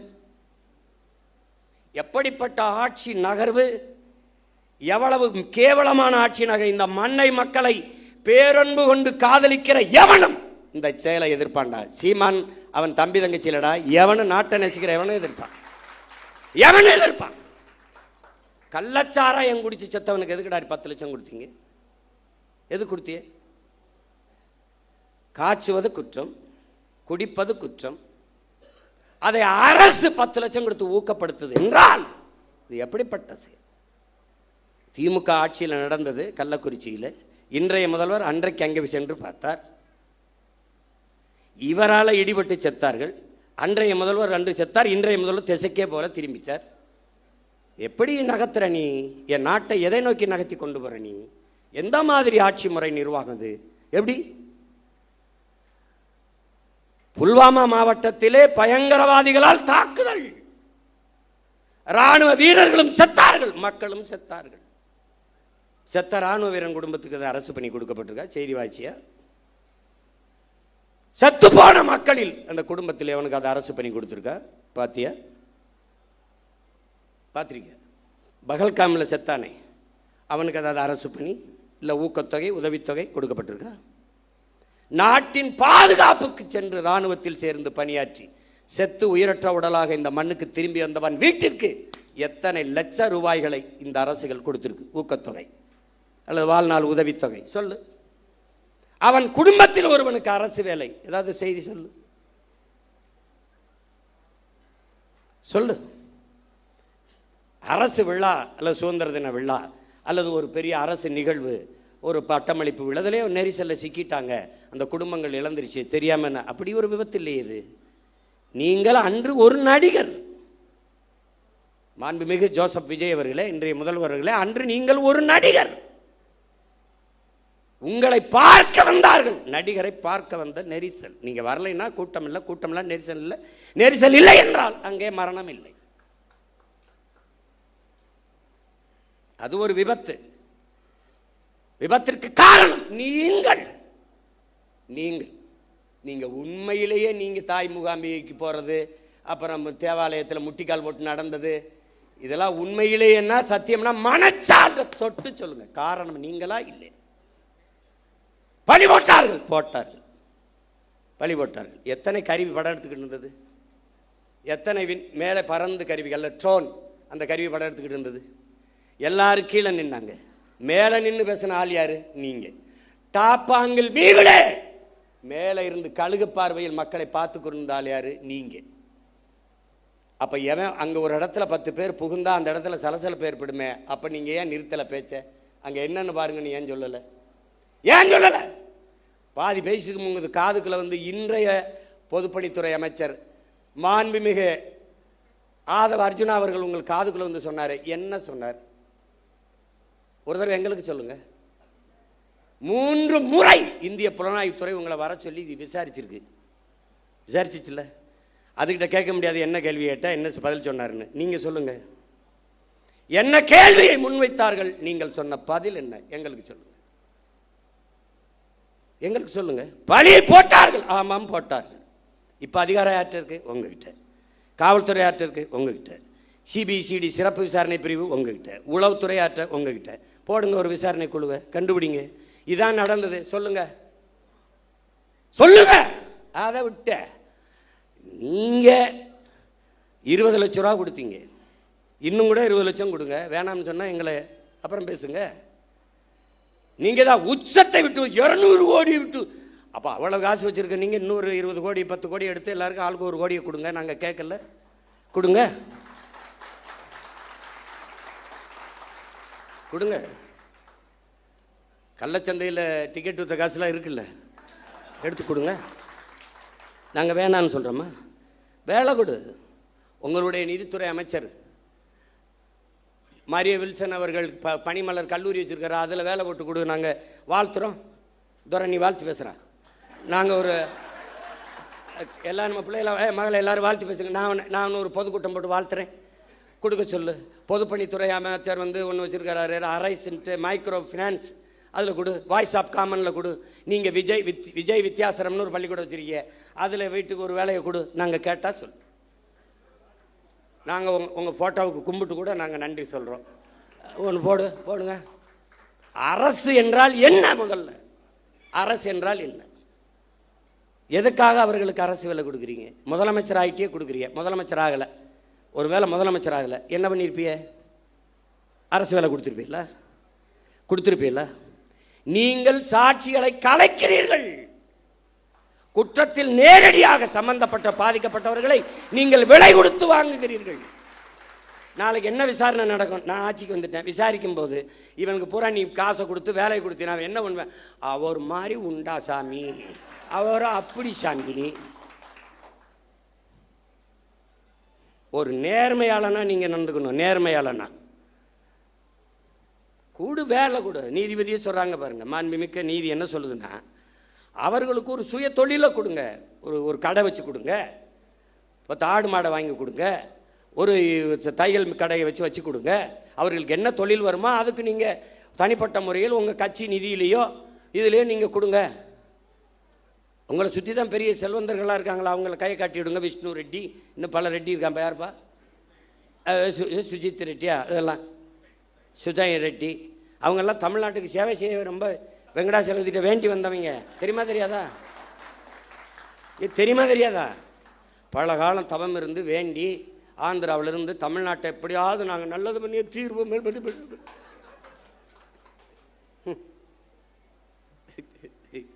ஐயோ கொடுமை. கடவுளின் குழந்தை என் தம்பிட்டு அதான் சொன்ன பாருங்க. அவர் போகணும்னு நினைச்சாரு, மழை பெஞ்சிருச்சு. கடவுளின் குழந்தை அவர் திறந்து விட்டாங்க பாருங்க. முன்ன ஏடா கடவுளின் குழந்தை இங்கே இருக்கும்போது கர்நாடகாவில் ஏண்டா மழை அங்கே பெய்யுது, இங்கே பேஞ்சு விட்டு போக வேண்டியதானடா, இங்கே பேஞ்சா நாங்கள் பிடிச்சிக்கிறோம். என்னடா தம்பி, அது ஏன் கர்நாடகாவிலேருந்து எனக்கு திறக்க விடணும்? கடவுளின் குழந்தை இங்கே இருக்கும்போது வைத்தியக்காரங்களா, அது உடனே வழக்கை போட்டு நிறுத்தி விட்டார் அப்படின்னு. வழக்கை நான் போட்டு நீ வா, அங்கே உச்ச நீதிமன்றத்தில் போடு, நான் வரேன். கேட்கறதுக்கு பதில் தான் சொல்லணும். உடனே உங்களுக்கு மனச்சான்று இருக்கா? உனக்கு மனச்சான்று இருக்கா? உன்னால் காவல் நிலைய மரணம், இவனோட தம்பி உன்னை குறைச்சி சொல்கிறேன். 60 நாள் 5 மரணம் காவல் நிலையத்தில் கார்த்தி சொல்கிறான். 5 மரணம். அந்த மரணத்திற்கு உங்களால் அடித்து கொல்லப்பட்டவனுக்கு அதை அரசு வேலை கொடுத்துருக்கீங்களா? என்ன நீ என்ன பண்ணிக்கிட்டு இருக்கீங்க? என்ன வேலை நடக்குது இதெல்லாம்? இப்போ அரசு பணி என்பதற்கு மதிப்பு எவ்வளவு? இவ்வளோதானா? இவ்வளோதான். குடிச்சு செத்தா அரசு வேலை, நடிக்கிறவரை பார்க்க வந்து செத்தா அரசு வேலை, அப்போ படித்தா தெருவில் நின்று கத்த வேண்டியதான் வேலை, இதானா? அப்போ தமிழ்நாடு தேர்வாணையத்தில் தேர்வு எழுதி தேர்ச்சி பெற்று வேலைக்காக பல லட்சம் பேர் காத்திருக்கானே, அவன் யாரு? ஆசிரியர் தேர்ச்சி பெற்று தேர்வில் தேர்ச்சி பெற்று பணி நியமனத்திற்காக காத்திருக்கானே, அவனுக்கு என்ன நிலைமை? பகுதி நேர ஆசிரியன் பணி நிரந்தரத்திற்காக காத்திருக்கானே, அவனுக்கு என்ன நிலைமை? 400 பேர் பொறியியல் படித்த பட்டதாரி வாயில் காவலர் வேலைக்கு விண்ணப்பிச்சு நிற்கிறானே, அவன் நிலைமை? எம்எஸ்சி எம்பிஏ படிச்சுட்டு டாஸ்மார்க்கில் வெறும் 7,500 ரூபாய்க்கு சாராயம் ஊற்றி கொடுக்குறானே, அவன் நிலைமை? அப்ப அரசுக்கு மரியாதை என்ன? அரசுனா என்ன? அதுக்கு என்ன மரியாதை இருக்கு? அப்ப தென் எந்த லெவலுக்கும் போ, எனக்கு ஓட்டு போடு போடாது போ. ஒருத்தங்க கரூர் எப்படி நீ ஓட்டு கேட்டு வருவ? இப்படி தான்டா வருவேன், இப்படி தான் வருவேன். இல்லை இதுக்கு முன்னாடி என்ன போட்டு பிடிங்கிட்டியா 2-3? போடாடே போட. ஏன் போட்டோம்னு தெரியாது, எதுக்கு போட்டோம்னு தெரியாது. இந்த திராவிட கட்சிகளின் தீமை இப்படி விளைஞ்சு நிற்குது. அரசியலை கற்பிக்கலை, அரசியல்னா என்னன்னு தெரியல, படிப்பிக்கலை. எந்த மாநிலத்தில் சினிமா இல்லை, எந்த மாநிலத்தில் திரைப்படம் இல்லை? கேரளாவில் இல்லையா? மேற்கு வங்கத்தில் இல்லையா? இல்லை எங்கே இல்லை? மகாராஷ்டிரா இல்லையா? இன்னும் சல்மான் கான் ஷாருக் கானை விட நடிகன், மம்முட்டி மோகன்லாலை விட நடிகன். அவன் நடிகனை பார்ப்பான், தலைவனை பார்ப்பான். பிரேம் நசீர் பெரிய நட்சத்திரம்டா, 500 படம் நடித்தவர்றா. ஆசியாலே 500 படம் நடித்த கலைஞன் அவன். காங்கிரஸ் கட்சியில் இருக்கார், மேடையில் பேசிட்டு இருக்காரு. ஒருத்தன் எந்திரிச்சு கட்டப்படி குடிச்சிட்டு உட்கார சொல்ல பண்ண. ஒருத்தர் வந்து ஹே அவர் எவ்வளோ பெரிய நடிகர் தெரியுமா? அதான் சொல்கிறேன், அதனால தான் சொல்கிறேன், அவரை உட்கார சொல்ல, அவரை பேச சொல்லுன்ட்டான். இங்கே என்ன வேலை புரியுதா அவனுக்கு? அவர் பெரிய நடி, அதனால தான் சொல்கிறேன், அவரை இருக்க சொல்லி இவரை பேச சொல்லுன்ட்டான். இப்போ இங்கே எங்கே ஆரம்பித்தாங்க தெரியுமில்ல? பள்ளி கல்லூரிகளில் அரசியல் பேசக்கூடாதுன்னு தடையை போட்டவன் சினிமாவை பேசக்கூடாதுன்னு தடையை போடல. இறை வழிபாட்டை விமர்சித்த இவர்கள் திரை வழிபாட்டை போற்றிவிட்டார்கள். கடவுளை விமர்சித்த இவர்கள் கதாநாயக வழிபாட்டை போற்றிவிட்டார்கள். அதான் சிக்கல். இப்போ வந்தே மனோலாம் முதல் படத்தில் நடிக்கும் போது நாடால வந்த மகராசா பாட்டு போடுறான். இப்போ அடுத்து ஒவ்வொருத்தனா கிளம்பி வருவான்ல. இப்போ தான் நம்ம அருவா, ஐயனார் அருவா, கற்பனை சாமி அருவாலாம் நமக்கு தேவைப்படுது. அதுக்குள்ளே ஏதாவது ஓட்டை போட்டு நாட்டை காப்பாற்ற பார்க்கணும், வேலையை பார்க்கணும். நம்ம ஒரு உயர்ந்த கனவை கொண்டு நிற்கிறோம் என் உடன் பிறந்தார்களே. இந்த கட்சி சும்மா மற்ற கட்சி மாதிரி கட்சியில் வருவான் போவான் நிற்பான், எதிர்பார்ப்பு ஒன்று இருக்கும், வருவான், அது நிறைவேறலைன்னா போவான். இங்கே ஒன்றை கவனிச்சுக்க, நீ ஒன்று விழுந்தால் 9 எழுவும். இது உணர்ச்சி பாவலருடைய கருத்து. ஆனால் இன்று நிலைமை ஒன்று விழுந்தால் 100 ஓர் 1000 எழுவோம். அதுதான் நாங்கள் வெட்டி வீழ்த்தப்பட்ட மரத்தின் வேரில் இருந்து மொத்தமாக தலைக்கும் தளிர் போல துளிர்த்து எழுவும். அதுதான் தமிழ் தேசிய அரசியல். தமிழ் தேசியம் என்றால் என் மொழி, என் கலை, என் இலக்கியம், என் பண்பாடு, என் வழிபாடு, என் தொன்று தொட்ட வேளாண்மை, என் காட்டு வளம், என் கனிம வளம், என் நீர் வளம், நிலவளம், மலை வளம், மணல் வளம், மண் வளம், எல்லாவற்றையும் காப்பது, எல்லாவற்றையும் காப்பது. பெண்களுக்கான சம உரிமை, சம வாய்ப்பு, தொழில் வளர்ச்சி, பொருளாதார மேம்பாடு, இது எல்லாத்திற்கும் ஒரு அரசியல் இருக்கு. தமிழ் தேசியம் என்பது ஒரு பெரும் அடையாளம், ஒரு தேசிய இனத்தின் பெரும் அரண். அது ஒரு கட்சி அதுக்கு வச்சிருக்க தமிழ் தேசியம் தமிழ் தேசியம் நினைச்சுக்கிட்டு கூடாது. இது ஒரு காப்பு அரண். இது ஒரு வேற்றுக்கிரக சொல் மாதிரி தமிழ் தேசியம் பேசுகிறார்கள். இது பாசிசம், இனவெறி, இனவெறி என்று சொல்வான். நாம பேசுறது இன உரிமை அரசியல். அதை எவன் எதிர்க்கிறானோ அவன் தான் இனவெறி அரசியல் பண்றான். நாம பேசுறது இன உரிமை, இன உரிமை அரசியல். இல்லைன்னா 151 இடத்துல மருத்துவ படிப்பில் மேல் படிப்புக்கு இருக்கிற 151 இடத்த பறி கொடுத்துட்டு இந்த அரசு நிற்குது. நமக்கு அறிக்கை கொடுத்தா அதுக்கு நம்மளை திட்டுது. அப்ப எப்படி? அது எங்க ஐயா பொதுச்செயலாளர் சொல்ற மாதிரி இந்த மேடையை அரசியலுக்கு இதுக்கான மேடை அல்ல. அதுக்கு இன்னும் காலம் இருக்கு. நாங்கள் காத்திருக்கோம். ஏன்னா எங்கள் ஐயா எங்களுக்கு பாடிவிட்டு போயிருக்கான், மிகுதியான் மிக்கவை செய்தாரை தாண்டம் தகுதியால் வென்று விடல்ங்கிறான். இந்த மாதிரி ஆளுகள்லாம் வருவான். எந்த மாதிரி இப்போ வந்திருக்காங்களே இந்த மாதிரி ஆளுகள். எப்படி? இவன்லாம் யாரு? கோட்டு படத்துக்கு பிளாக்ல டிக்கெட் வித்தவன் ஜனநாயகன் வரும்போது அமைச்சரவையில் மந்திரியா இருக்கான். இது என்ன மாற்றம்? ரெவல்யூஷன்ல வருது. இதெல்லாம் ரெவல்யூஷன் வருது. இவங்க வரும்போதெல்லாம் அரசியல் புரட்சின்னு வருவான், பொலிட்டிக்கல் ரெவல்யூஷன் வருவான், அப்புறம் பொலிட்டிக்கல் பிஸ்னஸ் ஆயிரும், பொலிட்டிக்கல் சர்வீஸ்னு வருவான், பொலிட்டிக்கல் பிஸ்னஸ் ஆயிரும். இப்போ பூரா பொலிட்டிக்கல் பிஸ்னஸ் தான். இவன் சொல்லிக்கிட்டு இருக்கான் ஊழல் இல்லை ஊழல் இல்லைன்னு எல்லாரும் போயிட்டு இருக்கிறாங்க. ஊழல் இல்லை, லஞ்சம் இல்லை, அரசு அலுவலகங்களுக்கு போங்கள், அரசு அலுவலகங்களுக்கு. ஒரு தலைவன் லஞ்சம் கேட்டால், மக்கள்கிட்ட லஞ்சம் கேட்டால் அந்த அதிகாரி உடனடியாக சஸ்பெண்ட் பண்ண மாட்டேன், ஸ்பாட் டிஸ்மிஸ் பண்ணுவேன்னு சொல்ல முடியல. பணி இடைநீக்கம் இல்லை, நிரந்தர பணி நீக்கம் சொல்ல முடியல. மக்களை நீங்கள் கொடுக்காதீர்கள், அவன் கொடுக்கலாம், அடுத்த கொடுத்து வேலையை சாதிச்சுட்டு போயிடுவான். வாங்கக்கூடாது அப்படின்னு சொல்ல முடியல. கொடுக்காதீங்க, உங்க மகன் உங்க மகன், அவன் சொல்லுவான் எனக்கான அவர் தான் மகன், நீ கொடுத்தா தான் எழுத்து போடுவேன். யாரு? ஐயோ கொடுமை. என்ன செய்யணும்னு தெரியல. பெக்டல்னு ஒரு நிறுவனம், அவன் பொலிவியாவில் கொச்சப்பம்பான்னு ஒரு நதியில் உங்களுக்கு தெரியும், அதை படிக்கணும். நீர் எழுத்துங்கிற புத்தகத்தை எல்லாம் என் பிள்ளைகள்லாம் படிக்கணும். ஐயா நக்கீரன் எழுதுனது முதல்ல எழுதியிருப்பார், முதல் பக்கத்திலே வருது. ரொம்ப உள்ள போக வேண்டியதில்லை. அவன் உலக வங்கியில் 250 கோடி கடனை வாங்குறான் பொலிவியா. அந்த கடனுக்கு ஈடாக அந்த கொச்சப்பம்பா நதி எந்தவன்ட்ட கொடுன்னு ஒரு முதலாளியை கை காட்டுறான். அவன் தான் பெக்டல் நிறுவனம். அவன் பிரான்ஸ்காரன். அந்த நிறுவனத்துக்கு ஒப்பந்தம் கொடுத்தோன்னே நதியை வச்சுக்கிட்டு அவன் என்ன பண்ணுவான், சரியும் கொடுத்துட்றாங்க. தண்ணி எடுக்காதன்றான், குடிக்க எடுக்காத, விவசாயத்துக்கு எடுக்காத, குளிக்க எடுக்காத, நான் தான் தண்ணி தருவேன்ட்டான். அப்புறமா போராட்டம் வெடிக்குது. ஐயோ பிரச்சனைன்னு அரசு கையெழுத்து போட்டு கொடுத்துருச்சா, ஒன்றும் செய்ய முடியல, முழிக்குது. அப்போ வங்கியில் பணி செஞ்ச ஒருத்தன் பதவியை விலகிட்டு பதவி மக்களை திரட்டி போராட ஆரம்பிக்கிறான். பல பேரை சுட்டு கொண்டு தூத்துக்குடி துப்பாக்கி சூடு மாதிரி பெரிய கலவரமான பிறகு அடித்து விரட்டுறாங்க. அங்கேருந்து தப்பிச்சு ஓடி வர்றான். யார்? இந்த பெக்டல். ஓடி வாரான் ஓடி வாரான் ஓடி வாரான் ஓடி வாரான் ஓடி கடைசியாக எங்கே இறங்கிடுறான்? தமிழ்நாட்டில் கோயம்புத்தூர் பஸ் ஸ்டாண்டில் இறங்கிடுறான். அங்கே என்ன பண்ணுறான்? அவன் பேர் என்னப்பா? சூயஸ். மாறுவேடத்தில் இவர் போகிறாருல, அது மாதிரி அவன் ஒரு மாறுவேடத்தில் சூயஸ்ன்னு வந்து இறங்கிடுறான்.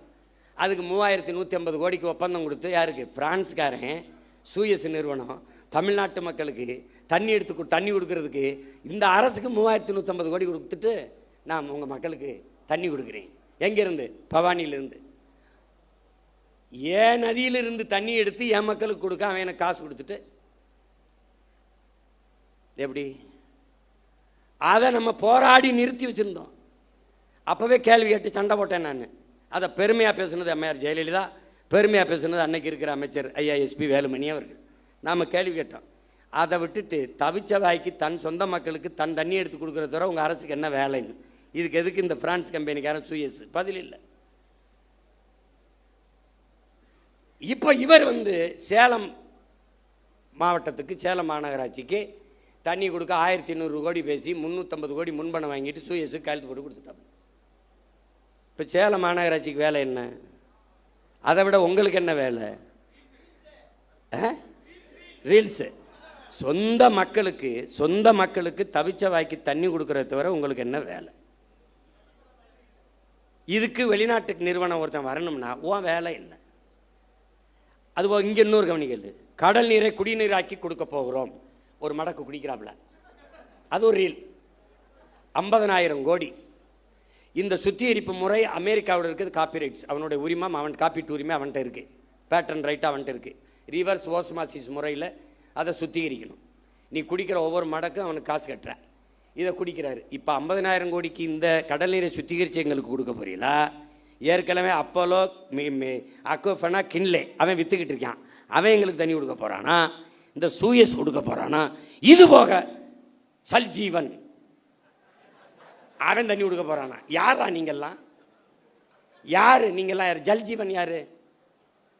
ஜெகஜீவன் ராம் கேள்விப்பட்டிருக்கோம். அந்த ஜல்ஜீவன் 2 ஆண்டுகளாக நிறுத்தி வைக்கப்பட்ட ஜல்ஜீவன் திட்டத்தை நாம் இப்போது நிறைவேற்றியிருக்கிறோம். அதான் கேட்குறேன், ஜல்ஜீவன்னா யார்? எதுக்கு ஜல்ஜீவன்? இந்திய ஒன்றிய அரசு கொண்டு வருகிற இந்த குடிநீர் கொடுக்குற திட்டம். எங்கிருந்து தண்ணி? டெல்லியிலிருந்தே வருமா? எங்கிருந்து எடுப்பான்? ஜல்ஜீவனை எங்கிருந்து எடுப்பான்? என் மண்ணிலிருந்து. என் மண்ணிலிருந்து என் மக்களுக்கு தண்ணி எடுத்து கொடுக்கறத தவிர உனக்கு என்ன வேலை? என்ன வேலை? இவன் குழாயை பதிச்சு தண்ணி கொடுப்பான், ஜல்ஜீவன். தமிழ்நாட்டு மக்களுக்கு தவிச்ச வாய்க்கு தாகத்துக்கு தண்ணி கொடுக்க வேண்டும் என்கிற தாகத்தோடு இருக்கிற இந்திய ஒன்றிய அரசு அதே தமிழ்நாட்டு மக்களுக்கு நதியில் இருக்கிற நியாயமான உரிய நதி நீரை பெற்றுத்தர முன்வராதது ஏன் என்ற கேள்வியை நீங்க எழுப்பல. காவிரியில தண்ணியை கொடுத்தாலே 13 மாவட்டம் கூட்டு குடிநீர் திட்டத்தில் நாங்கள் தண்ணி குடிச்சிக்கிட்டு இருக்கோம். எங்களுக்கு பாதி மாவட்டத்துக்கு தண்ணி. அங்கே அவனுக்கு பவானி இருக்குது, இங்கே தாமிரபரணி இருக்குது. காவிரி கூட்டு குடிநீர் திட்டத்தில் பாதி மாவட்டத்துக்கு முடிஞ்சிடும். நீ அதை பெற்று தர ஏன் இந்த இந்தியா வாழ்கிற காங்கிரஸோ பாரதிய ஜனதாவோ வரவில்லை என்ற கேள்வியை ஏன் நீங்கள் எழுப்பல? இந்த ஜல்ஜீவன் திட்டம் இப்போ போடுவேன், குழாயை போடுவான். எவ்வளோ நாளைக்கு கொடுப்பான்? எவ்வளோ நாளைக்கு? 6 மாதம், ஓராண்டு. அது குடிக்கிற தரத்தில் இருக்குமா? அந்த திறனில் இருக்குமா? அதுக்கு சான்றிதழ் யார் தருவா? குடிக்கணும். கொஞ்ச நாள் கழித்து காசு இல்லை. அப்போ என்ன பண்ணலாம்? தனியாருக்கு டெண்டர், ஒப்பந்தம். எப்படி? வியாபார விரிவாக்கத்திற்கு ஒவ்வொரு திட்டத்தையும் கொண்டு வந்து நீட்டுகிறார்கள், கையெழுத்து போடுற. ஐயாரியில் என்ன எதுக்கு நீ நாகர்கோயிலில் இது பண்ணுற? நாகர்கோயில் எதுக்கு அதை திறக்கிற? கன்னியாகுமரியில் போராடி தடுத்து வைத்ததை கையெழுத்து போட்டு திறக்க விடுறாரு. இப்போ மறுபடியும் நான் போகணும். கேரள முதல்வர் கடிதம் எழுதுகிறார், எங்களுக்கு கட்டுமான பணிகள் பாதிக்கப்படுகிறது, தடையின்றி மணலை அனுப்ப உதவுங்கள் என்று. எவ்வளவு எப்படி? ஏன்? மானங்கட்ட கூட்டமடா நம்ம. கேரளாவில் மழை இருக்குல்ல, அவருக்கு மணல் தேவை இருக்குல்ல, கற்கள் தேவை இருக்குல்ல, வெட்டிக்க. அதுவும் ஆத்தா மாறுனா இது என் ஆத்தா மாறல, என் தாயின் முளை இல்லையா அது? இதை எப்படி நீ ஏற்புற? இப்ப தெரியுதா எதுக்கு சீமானு நாம் தமிழர் கட்சியின் தேவைன்னு? அங்க ஒரு மகன் இந்த மண்ணை, அது மலை அல்ல, என் தாயின் மாறென்று நேசிக்கிற ஒரு மகன் குடித்த மாறை அறுக்கிற பச்சை துரோகிகளடா இவங்க. பால் ஊட்டின தாயின் மாறை அறுக்கிற பச்சை துரோகிகள். எதையும் நம்மால் உருவாக்கி விட முடியும். மரங்களை வெட்டலாம், நட்டுலாம், நீரை உறிஞ்சி வித்தால் ஜெயிக்கலாம், ஊழலஞ்சம் ஒழிச்சலாம். அந்த மாதிரி வெற்று வார்த்தை இல்லை, உண்மையிலே ஒழிக்கலாம். சிறந்த ஆட்சி கொடுத்துடலாம், வேலை இல்லை கொடுத்துடலாம், பசி ஒழிச்சிடலாம், எல்லாவற்றையும் சரி செய்ய முடியும். ஆனால் என் உடன் பிறந்தவனே, மலையை மணலை நம்மால் உருவாக்க முடியாது. இயற்கையின் அருங்கொடை. எல்லாத்தையும் ஆய்வு செய்கிற முதல்வர் இந்த பள்ளிக்கரணை ஏரிக்குள்ளே இறங்கி நடக்கலாமே, அந்த குப்பைமேட்டில் ஏறி நின்று அப்படி இப்படி பார்க்கலாமே இல்லை? பட்டு வெட்டி பட்டு சட்டை கட்டி அதுக்கு ஒவ்வொரு நாளைக்கு ஒரு உடை வச்சிருக்காப்புல. அந்த காஸ்டியூம் டிசைனரை தான் தேடிக்கிட்டு இருக்கேன் நான். எப்படி இருப்பாரு? இந்த கொடுமையெல்லாம் பார்க்கறதுக்கு படமாக இருந்தே பதறாப்புல காமராஜ் படமாக இருக்கும்போதே பதறாப்புல. ஐயோ, அதில் இந்த ஓமந்தூரார் குமாரசாமி எல்லாம் ஐயா அப்படின்னு. சரி, நமக்கு ஒன்று தான் இருக்குது. நீ எதை பற்றியும் கவலைப்படாத. களமும் காலமும் நம்ம கையில் தான் இருக்குது.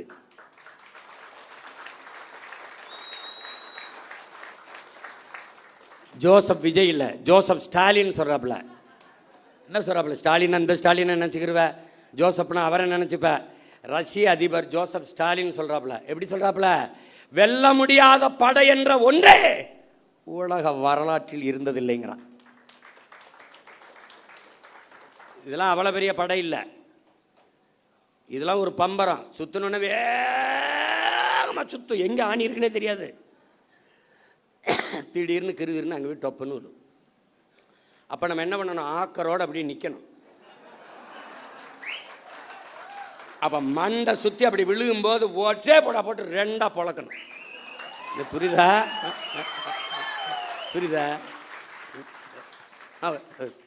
அவருக்கு இருக்குப்ப. இடைத்தேர்தலை எப்போ வைப்பாங்கன்னு நானும் வெறியோடு தான் இருக்கேன். அவர் வெறி கொலவெறி கொள்ளவெறின்னு இருக்கேன்.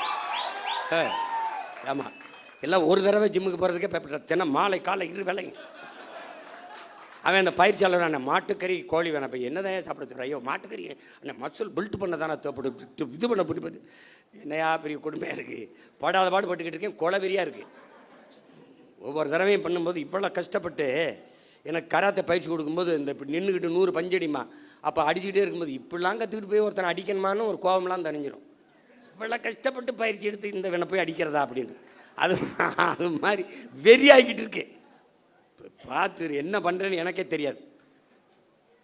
உங்களுக்கு புதிதாக இந்த படையில் இணைகிற நீங்கள் கட்சி தொண்டன் என்பதை மறந்துடணும். நீங்கள் ஒரு கட்சியில் இணையலை, நம்மெல்லாம் இணைந்து தமிழ் தேசியனத்திற்கென்று ஒரு அரசியல் படையை உருவாக்குகிறோம். தலைவன் தொண்டன் என்பது இந்த கட்சியில் கிடையாது. அண்ணன் தம்பி சித்தப்பன் பெரியப்பன் மச்சான் தான். இது தேசிய மக்கள், நமக்குள்ள ஒரே உறவு, தமிழ் தாயின் பிள்ளைகள் நாம். இதை தெளிவாக்கணும். ரெண்டாவது, நீ எங்கே இருக்கியோ அந்த இடம் நம்முடைய கோட்டையாகணும். நீ எங்கே வாக்கு செலுத்துவியோ அந்த வாக்ககம் என்னுடைய இலக்கு, என் வாக்ககத்தில் வெற்றி வாக்கு. அதை நீ முடிவு பண்ணிக்கணும். உனக்கு நாடங்கள் வேலை கிடையாது. உன் தொகுதி, உன் ஊர், அதுக்குள்ளே தான் வேலை. உன்னை மாதிரியே உணர்வுள்ள 10 வீரர்களை இணை, அவ்வளோதான் உன் கடமை முடிஞ்சிருது. கட்சிக்கு தீக்குச்சி இல்லாமல் தீபங்கள் இல்லை. ஆனால் யார் தீக்குச்சிங்கிறதான் இங்கே பிரச்சனை. ஒரு தீக்குச்சி ஒரு விளக்கை கொளுத்தும், அது அணைஞ்சிரும். ஆனால் அந்த விளக்கை வச்சு 1 லட்சம் விளக்கை கொளுத்த முடியும். இப்போ நீங்கள் கொளுத்துங்க. புரட்சி என்பது எப்போதும் காய்ந்த சருகுகளாக ஒவ்வொரு மனிதனின் காலடிக்கு கீழே காத்து கிடக்கிறது, ஒரு தீக்குச்சியின் உரசலுக்காக அப்படிங்கிறான். இப்போ கையில் இருக்கு தீக்குச்சி, காஞ்ச சருகு இருக்கு, கொளுத்தி விடு, பற்றி எரியும். நீ எதை பற்றியும் கவலைப்படாத. இந்த ஆட்டம் நம்மளுடையது, கை மாறி இருக்கு. இப்போ அடுத்த சுற்று வரும்போது நம்ம கைக்கு வரும் தைரியமாக இருக்கு. நம் மாற்று என்பது கோட்பாட்டளவில் திராவிட இந்திய சித்தாந்தங்கள் தத்துவங்களுக்கு எதிராக கோட்பாட்டை கட்டி எழுப்பினது நாம் தான்.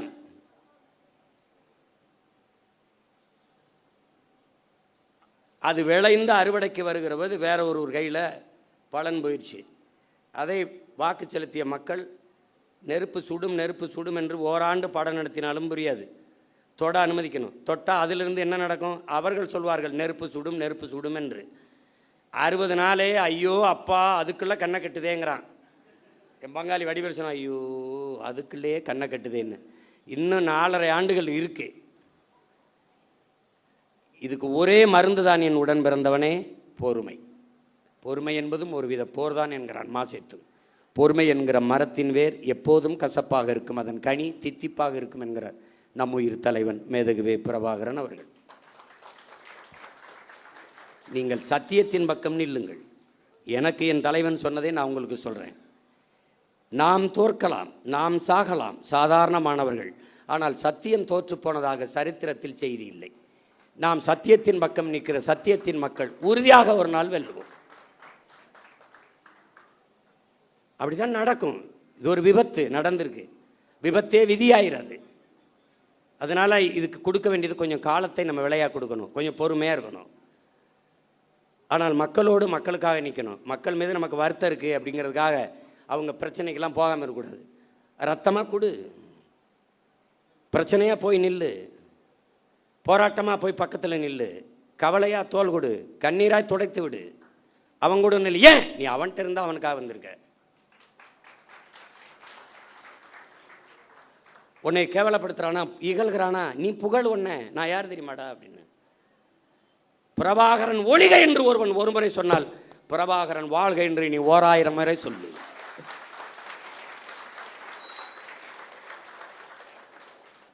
நீ சொல்லு. நம்ம வந்த பிறகுதான் இன்னைக்கு பொதுக்கூட்டத்தை எப்படி நடத்தணும்னே மற்ற கட்சிகள் கற்றுக்கிட்டு செய்யுது. பார்க்குறீல்ல, எந்த கட்சி வந்தாலும் நாம் தமிழர் கட்சியை கொடி கொடையில் பாராட்டுவதற்கு காரணம், நாம் ஒரு முடிவெடுத்தோம். சாதிக்கு ரத்த வரி உண்டு, ரத்தத்திற்கு சாதி வரி கிடையாது. எவனும் மருத்துவமனையில் போய் இந்த சாதி ரத்தம் இருந்தால் எனக்கு ஏற்றுங்கன்னு சொல்கிறதில்ல, ரத்தம் கொடுங்க தான். அது எவன் ரத்தமாக இருந்தான்னு. அதனால தான் நாம் ரத்தம் சிந்தி நம் இன விடுதலைக்கு போராடியதாலேயே ரத்தத்தை கொடையாக கொடுத்தோம், உறுப்புகளை கொடையாக கொடுக்குற வழக்கத்தை தொடர்ந்து செய்து வருகிறோம். எத்தனை ஆயிரக்கணக்கான மரக்கண்டுகளை இந்த மண்ணில் நட்டு வளர்த்துருக்கிறோம். இதெல்லாம் நாம் பெருமை பேசுவதற்கல்ல, பிறவி கடமை. அதனால் நாம் செய்கிறோம். அதை புரிந்துக்கணும். இந்த படையில் இணைக்கும் போது நீ ஒரு பகத்சிங், இளைய புரட்சியாளன் பகத்சிங் அவனை உருவகப்படுத்திக்க. நீ திலீபனை போல ஒரு வீர போராளியை போல உன்னை நீ உருவகப்படுத்திக்க. சாதாரணமாக நின்று வாழ்க ஒழிக கோஷம் போடுறது இங்கே பழக்கம் இல்லை. வாழ்க தமிழ் தாய், வாழ்க தலைவர் பிரபாகரன், இப்படிதான் நீ பேசி கற்றுக்கணும். மற்ற கட்சிகள் மாதிரி நாம் தமிழர் நாம் தமிழர் டிவிக்கிற வேலையெல்லாம் நீ நிறுத்திடணும். இங்கே அந்த வேலை கிடையாது, புரியுதா? அதெல்லாம் கிடையவே கிடையாது. வாழ்கவென்றால் தமிழ் தாய் வாழ்க, தலைவர் பிரபாகரன் வாழ்க. முழக்கம்னா அப்படி தான் போடணும். இங்கே இராணுவ கட்டுப்பாடு இருக்கணும், ஒழுங்கு இருக்கணும். அண்ணன் வரும்போது முன்னாடி நின்றுக்கிட்டு கையில் வண்டியில் போயிட்டு இப்படி கை காட்டுறது போக்குவரத்து காவலர் வேலை உனக்கு கொடுக்கப்படல. நீ பேசாமல் போகணும். நான் பாட்டுக்கு வருவேன். நீ எழுதி வை, அண்ணன் முதலமைச்சர் ஆகிட்டா ஒரு வண்டி ஓடாது, என் வண்டியில் தான் வருவேன். நான் பாட்டுக்கு வருவேன், நிறுத்தத்தில் நிற்பேன், போவேன். இந்த மாதிரி கான்வாய் வருது, பரோட்டாக்கால் ஆட்டுக்கால் பாயாலாம் கிடையாது. நீ போய நான் வருவேன். போய எனக்கே பாதுகாப்பு இல்லை, நாட்டுக்கு நீ பாதுகாப்பு. நான் தான் என் நாட்டுக்கே பாதுகாப்பு. போய அவர் அங்கே இருந்து கிளம்புறதுக்கு ஒரு 2-3 மணி நேரத்துக்கு முன்னாடி சாலையில் எங்களை நிறுத்திடுறாங்க, குறுக்க கயிறை கட்டி. அண்ணன் வந்தோன்னே இந்த போலீஸ்லாம் பாவம் பார்த்து இங்கிட்டு திரும்பிக்கிறது, ஏதாவது கேட்பாரோன்ட்டு. என்ன பண்ண போகிற தங்கச்சி தம்பி என்னன்னு எனக்கு நான் நின்றுக்கிட்டே இருக்க வேண்டியது இருக்குது. போகிறவரெல்லாம் பாவமாக இருக்குது. பள்ளிக்கூடத்து பிள்ளை இங்கிட்டு இங்கிட்டு கடக்கிறதுக்கு ஒரு கயிறை குறுக்க கட்டிப்புறாங்க. இதை இவங்களை ஒழிக்கணும்டா, இவங்களை தொலைக்கணும். கொடுமையாக இருக்கு. இந்த 3ஆம் தேதி ஒரு ரீல் போடலாம்னு இருந்தாப்புல, அதுக்குள்ளே அவன் சிவகுமார் வந்தால் கலவரம் வந்தால் நான் பொறுப்பு இல்லைன்ட்டாப்புல. அதான் மழை பெஞ்சிருச்சே திறந்து விட்டாப்புல, பொறுக்கலை. இவங்க நாடகம் ஜெயிக்க முடியலன்னு பெஞ்சு விட்டாப்புல. அதனால் இது முதல் சந்திப்பு தான். நம்ம இன்னும் நிறைய சந்திச்சு பேசுவோம். பல ஊர்களிலிருந்து உணர்வு எழுச்சியோடு வந்திருக்கிறீங்க. நம்ம தேர்தலில் தான் தோற்றுக்கிறோம். அவர்கள் சொல்கிறபடி வெற்றி தோல்வி அதில் அவர் அதிகப்படியாக வாக்கு வாங்கியிருக்கிறார்கள். அதை மக்களின் நம்பிக்கைன்னு கூட வச்சுக்கலாம். நமக்கு நம்பிக்கை நம்ம மீது குறைவாக இருக்குது, அது அவ்வளோதான். இந்த தடவை நம்பிக்கை இல்லாத அடுத்த தடவை இந்த பிள்ளைகளுக்கு வாய்ப்பு கொடுக்கலாமுங்கிற எண்ணம் வரும். நம்மளால் வைக்க முடியும். நம்பிக்கையோடு களத்தில் நில்லுங்கள். ஒன்று தான் உங்கள் அண்ணன் உங்களுக்கு சொல்லுவேன், நீங்கள் இந்த மண்ணுக்கும் மக்களுக்கும் இந்த மொழிக்கும் இனத்திற்கும் உண்மையாக இருங்கள், நான் உங்களுக்கு உயிராக இருப்பேன் என்கிற உறுதியை உங்கள் அண்ணன் தருகிறேன். நாம் தமிழர் பிள்ளை என்பவன் தனியாக இருக்கணும், அவனுக்கு தனியாக தெரியணும், தனித்துவம் இருக்கணும். அவன் ஏற்றுக்கொண்டிருக்க தலைவன் பிரபாகரன் பெயரை உச்சரிக்க தகுதி வச்சிருக்கணும், ஒழுக்கமாக இருக்கணும், அதை கடைப்பிடிக்கணும்.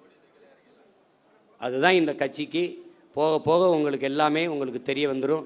பிள்ளைகள் எல்லாம், இளம் பிள்ளைகள் எல்லாம் ரொம்ப நேரம் கால் கெடுக்க தங்கச்சியெல்லாம் நிற்கிறாங்க. நம்ம நிறைய பேசலாம், நிறைய இன்னும் காலங்கள் இருக்கிறது. நீங்கள் ஒன்றை நீங்கள் பெருமைக்குரியவர்கள், பெருமை மிக்கவர்கள், பெருமை மிக்க ஒரு பேரினத்தின் பிள்ளைகள்.